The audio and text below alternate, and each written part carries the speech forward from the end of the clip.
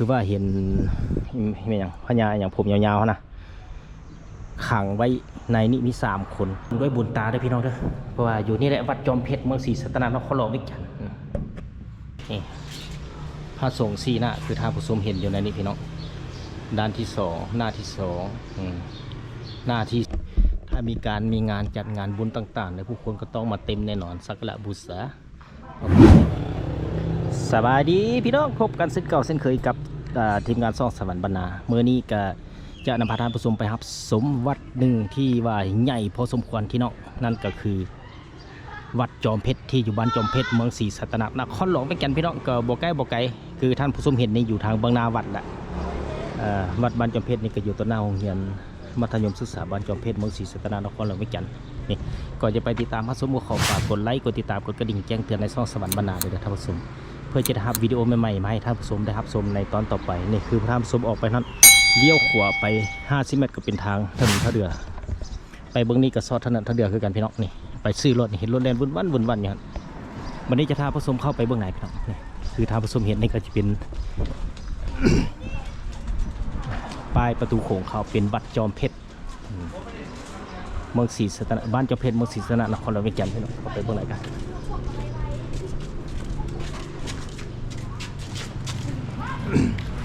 ท่านผู้ชมเข้ามาก็จะเห็นเป็นหอพระไตรปิฎกพี่น้องสร้างขึ้นในพศ 2545 อยู่เบื้องในเป็นหอพระไตรปิฎกก็ถือว่าเพิ่นจะ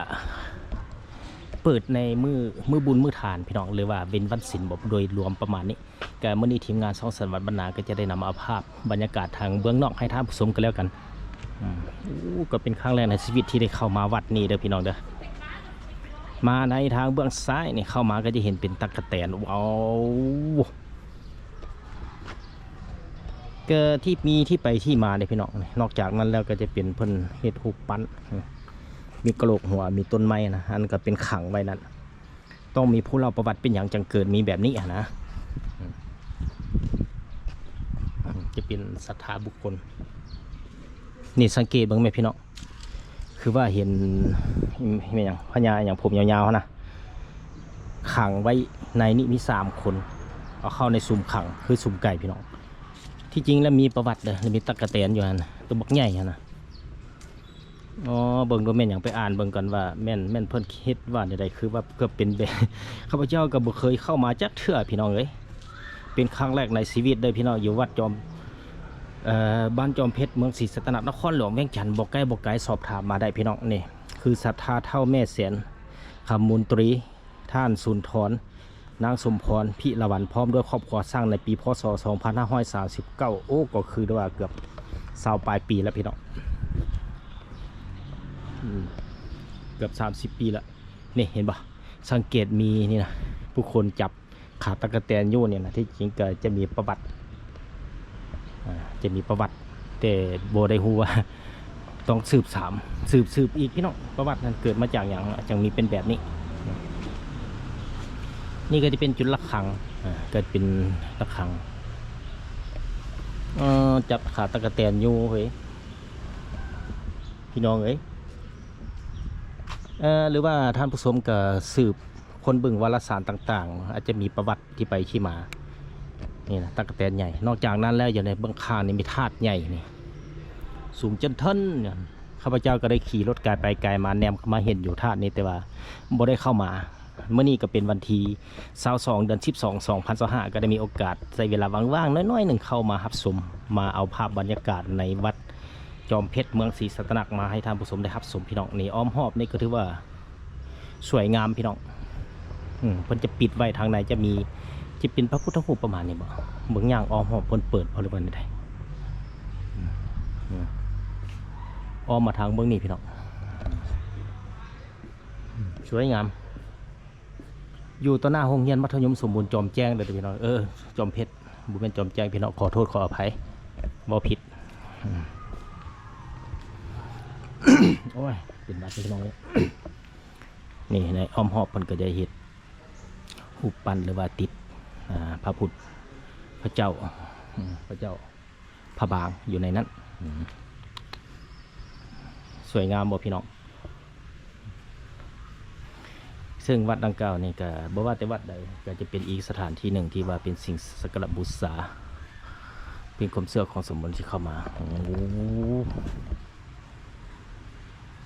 จะเข้าไปเบื้องในเอาเบื้องนอกก่อนจะได้สอบถามเพิ่นก่อนว่าโอ้จะเป็นพระธาตุกวมหอยพระบาทวัดจอมเพชรบุญประจำปีมือเพลงเดือนเชียงโอ้เป็นหอพระธาตุกวมหอยพระบาทเด้อพี่น้องเด้ออยู่วัดจอมเพชรนะหอยพระบาทจะอยู่ไหนจะเข้าไปเบิ่งเดี๋ยวไปสอบถามครูบาก่อนเพิ่นให้เข้าบ่สอบถามกันสอบถามกันเลยเฮ้ยสบายดีอันขอถ่ายรูปเบื้องในทันใดบ่บนหอยพระบาทเจ้าบัดนี้จะพาท่านผู้ชมเข้าไปหอยพระบาทพี่น้องบ่เป็นยังเจ้าจะเป็นพระบาทกวมหอยพระบาทพี่น้องอยู่เบื้องไหนได้รับอนุญาตจากเพิ่นละจะเข้าไปเบื้องไหนว่าเป็นแบบไหนพี่น้อง ถือว่าเป็นบุญตาพี่น้องกับหอยพระบาทก็มีหลายจุดหลายห้อมแต่ว่านี่พี่น้องเอ้ยมาเบิ่งนำกันพี่น้องหอยพระบาทมาไหนน่ะมี7 หัวพี่น้องเอ้ยมี7 หัวเด็กเป็นหอยพระบาทอยู่ในนี้ประเทศขอบอ้อมพี่น้องเป็นจุดเป็นหอยเนาะนี่เป็นเล็บหอยเล็บพี่น้องหอยเล็บนี่สังเกตบ้างมาเบิ่งด้วยบุญตาด้วยพี่น้องเด้อเพราะว่าอยู่นี่แหละวัดจอมเพชรเมืองศรีสัตนานครหลวงวิจันทร์คล้ายๆคือตีนอยู่พระบาทพ้นสันเลยพี่น้องแล้วก็อยู่ธาตุหลวงก็มีคือกันหอยพระบาทมาเบื้องในก็จะเป็นเห็นพระพุทธรูปสาธุที่ได้เป็นบุญตาได้มาเห็นนั่นก็เป็นพระแก้วขี้เขียวนะพี่น้อง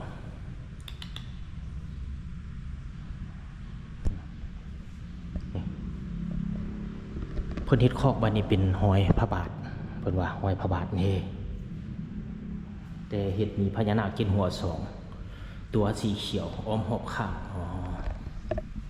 สังเกตดีๆพี่น้องเป็นหอยนะมี5 นิ้วมาสังเกตแบบน้อยๆ5 นิ้ว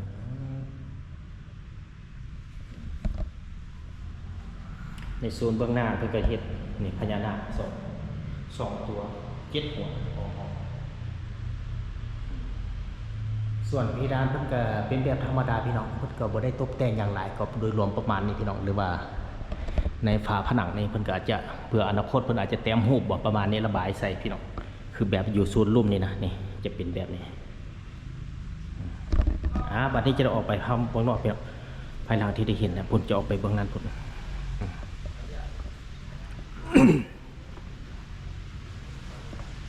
บัดนี้จะเบิ่งหอบพี่น้องเด้อ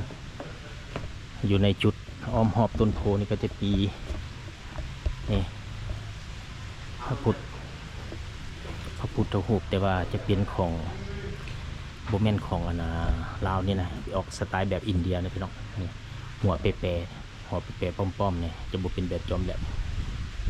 วันนี้จะย่างห้องไปบนนั้น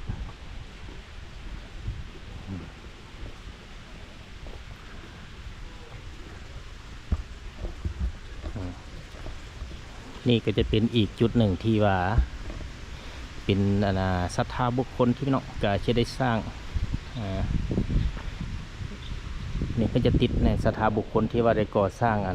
หอหรือว่าจุดที่ว่าพระพุทธรูปเป็นปฏิสังขรณ์อยู่ในจุดนั้นพี่น้องในศรัทธาของบุคคลเนาะอีกที่หนึ่งก็วัดนี่ก็จะเป็นวัดจอมเพชรเนาะที่อยู่บ้านจอมเพชรเหนือเมืองศรีสัตนครหลวงเวียงจันทร์นั่นเองพี่น้องคือได้เข้ามาฮับสมฮับเบิ่งได้ก็บ่ใกล้อยู่ใกล้กับถนนท่าเรือเข้ามาเพียงแต่100 เมตรเท่านั้น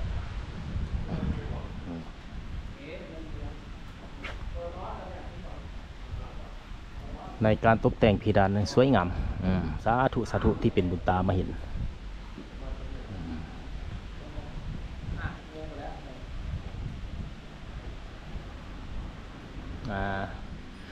ชุดนี้ก็จะเป็นพระพุทธรูปปรางลีนาโอ้ถือว่าเป็นป้ายแตกนะพี่น้องเป็นป้ายแตกถือว่าอ่านได้น้อยเดียวเป็นปรางลีนา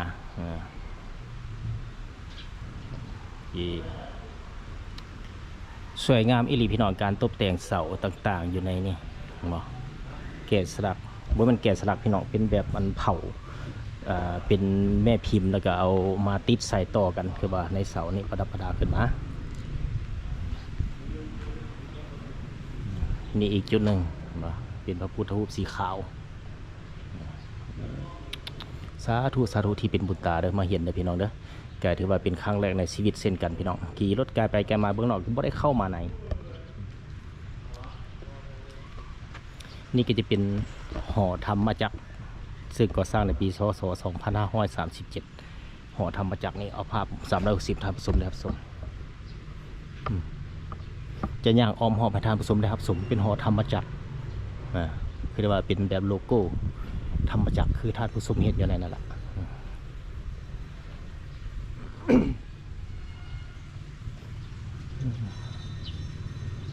นี่เป็นมุม360ท่านผู้ชมได้รับชมอ้อมหอบอยู่ในเดินกว้างๆเลยพี่น้องสะอาดสะอาดงามตาอิริใครได้มาก็ได้มาสักการะบูชากราบไหว้เด้ออยู่บัด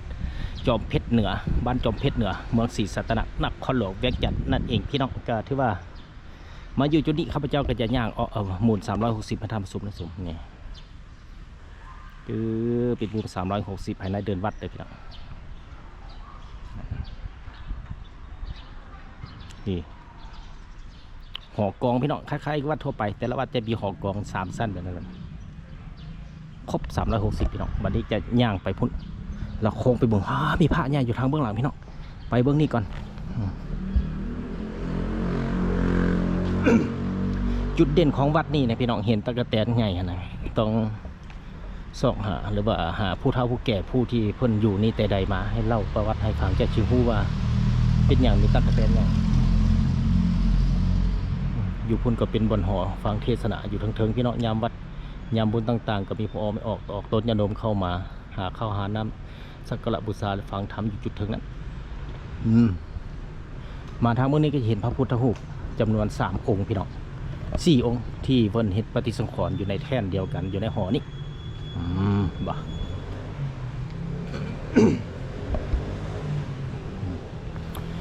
4 องค์พี่น้องเอ้ยอยู่ในนี้เลยเด้ออยู่ทางเข้านี่แหละนี่จะเอาเป็น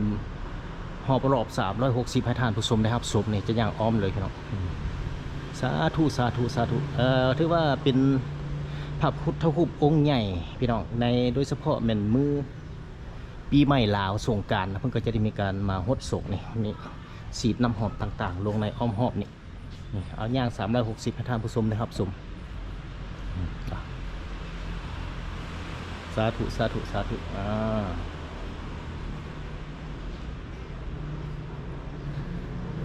ก็ถือว่าได้มีโอกาสหนึ่งดีแหละที่ได้มารับชมพี่น้องซึ่งการก่อสร้างพระพุทธรูปและจุดกุฏิที่ใบแท่นรูปก็เป็นสถาบุคคลที่มาอนุโมทนาทานในแต่ละปีในแต่ละเพื่อที่ได้มาเฮ็ดบุญอยู่ในวัดแห่งนี้ทุกวัดก็จะเฮ็ดแบบคล้ายคือกันพี่น้องอาศัยโมทนาทานจะออกผลยำยมพอออกไม่ออกเรือนที่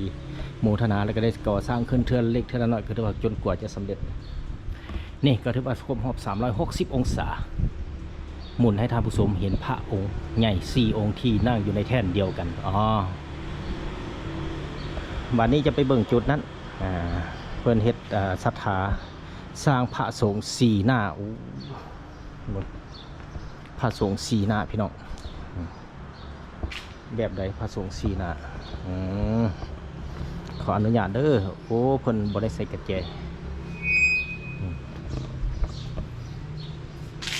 นี่พระสงฆ์4 หน้าคือท่านผู้ชมเห็นอยู่ในนี้พี่น้อง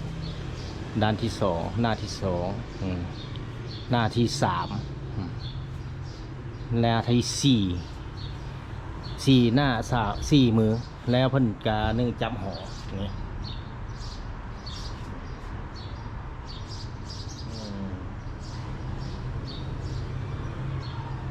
มาหลายบอลหลายจุดเห็นหลายอย่างพี่น้องเอ้ยแต่ละวัดจะแตกต่างกันไปก็ถือว่าการตกแต่งของเจ้าอาวาสหรือว่าออกตนญาติโยมขึ้นกับองค์การจัดตั้งหรือว่าเขาแก่แนวโฮมของบ้านนั้นที่ได้ขึ้นสร้างขึ้นมาให้ภาพพันสวยงามดูดีเด่นขึ้นในแต่ละวัดนั่นเองพี่น้องนี่ก็ถือว่าเป็น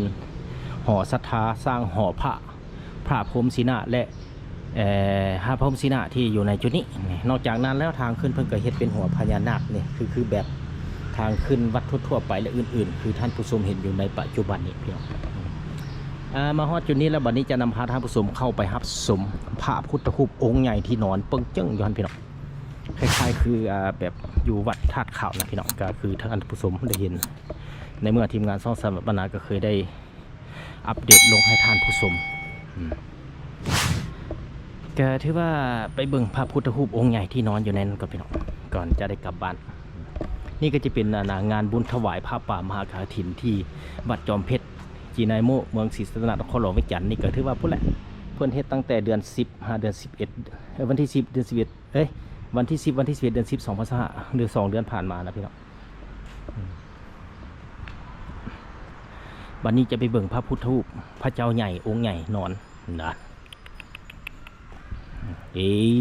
ข้างหน้านี่พี่น้องเลยเห็นบ่เพื่อนเฮ็ดคล้ายๆคือแบบอยู่วัดธาตุขาวพี่น้องก็มีองค์หนึ่งใหญ่ๆแบบนี้วัดธาตุขาวและบ้านธาตุหลวงใต้นะอยู่วัดธาตุหลวงใต้อยู่ในนี้ข้อมูลเพิ่นก็เขียนไว้ในนี่รายชื่อเจ้าศรัทธานำพ่อแม่เนาะคือได้ว่าสามารถยุดวิดีโอแล้วก็อ่านได้เด้อพี่น้องเด้อนี่เพิ่นเขียนเต็มไปนี่เลยนั่นก็จะเป็นตีนของพระเจ้าบัดนี้จะขึ้นไปเบิ่งในแท่นนี่โอ้สาธุที่ได้มาเห็นพระองค์ใหญ่นอนอยู่ในนี้บอกเพิ่นเฮ็ดก่อพระแขนศอกใส่สร้างคำแขนศอกพี่น้องหรือว่าเอาแขนศอกไก่หัวช้าง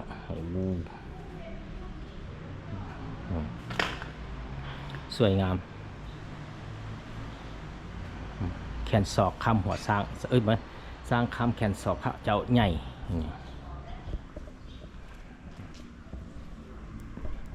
สังเกตเบิ่งสวยงามพี่น้องใหญ่พระองค์ใหญ่ในส่วนรูปมันก็มีการตกแต่งเห็ดตุ่มแมวตัวสร้างตัวไก่พญานาคงัวสิ่งและอื่นๆนี่เอาภาพมุมกว้างให้ท่านผู้ชมได้รับชม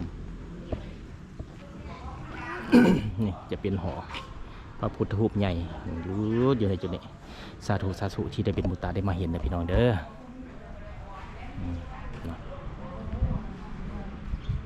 เอาในส่วนหัวให้สม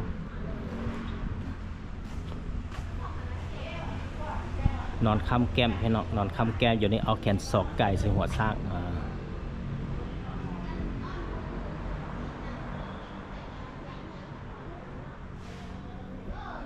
ก็ถือว่าเป็นบุญตาแหละพี่น้องกับบอิลีเด้ข้าพเจ้าก็บ่ได้เข้ามาแต่ก่อนก็ขี่รถไกลไปไกลมาถนนก็บ่ได้เข้ามาเบื้องไหนว่าเห็นธาตุเห็นหลังคาวัดอยู่แต่บ่ได้เข้ามาเมื่อนี้เป็นวันที่2เดือนที่2ก็ได้มีโอกาสใช้เวลาว่างๆเข้ามารับชมวันนี้ก็จะย่างอ้อมอีหอบนึงกัน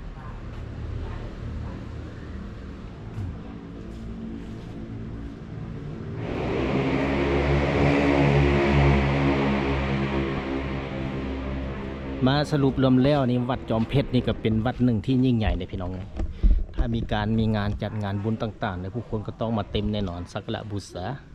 พระพุทธรูปองค์ใหญ่แหละองค์น้อยที่อยู่ในนี้แหละพี่น้องซึ่งเป็นองค์ประกอบหนึ่งของวัดต่างๆคล้ายๆคือกันแต่ว่าบางวัดก็บ่นี้พระพุทธรูปใหญ่แบบนี้เลยที่จริงแล้วก็จะสร้างพระพุทธรูปใหญ่ก็มีที่ไปที่มาพี่น้องจึงจะก่อสร้างขึ้นมีที่ไปที่มาของเพิ่นเด้อ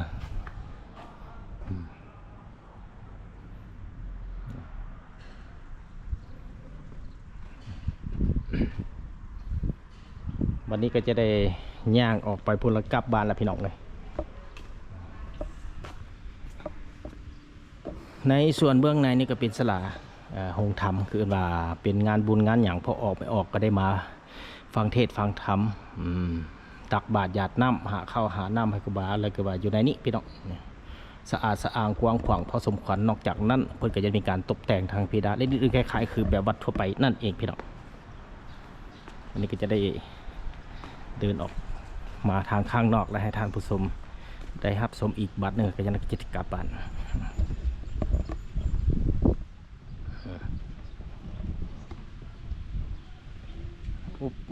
นี่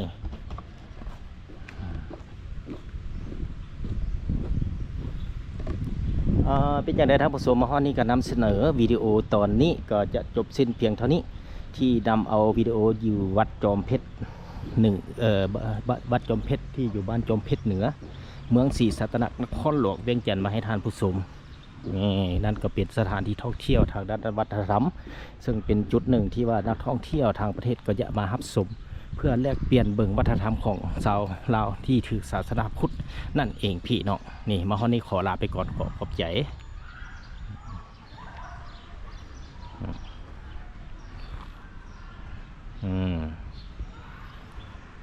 จบขอบใจหลายๆติดตามตอนต่อไป